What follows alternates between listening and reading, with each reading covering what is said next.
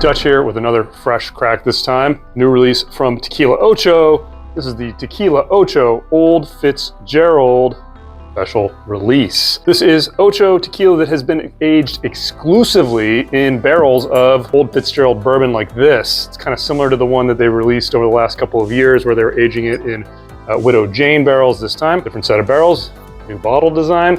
See how it tastes. Time for a fresh crack. Wow, I'm picking up hints of the agave already, even from that far away. Let's check the nose. There's a decent amount of that barrel influence coming through on the nose already. Some nice cooked agave notes in there. Very pleasant nose overall. Barrel influence really is coming through there. Let's give it a taste.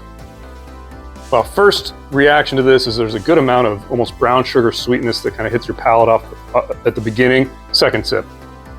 It's very interesting. A lot of times with good tequila, especially from Tequila Ocho, you'll get a big, bright agave sweetness that can come through. In this case, it's almost like you've mixed that agave sweetness with brown sugar, really intensified, and it's kind of at the top part of the palate. It kind of carries all the way through the tasting experience. The agave doesn't really punch through too much beyond that. It's a very crisp tasting tequila, fairly sweet.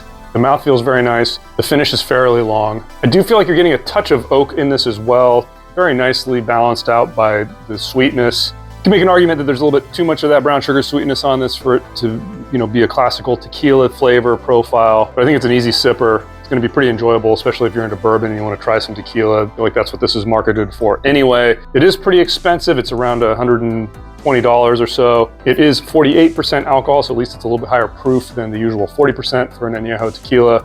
Quite pricey. If you love Ocho and you want to complete your collection, you're not going to taste this and think it's bad. This is definitely on the sweeter side, so if you don't like that in your tequilas, this may not be for you, but it's quite tasty and it's obviously a very well-made tequila. Ocho is a fantastic brand. There you go. Stay curious.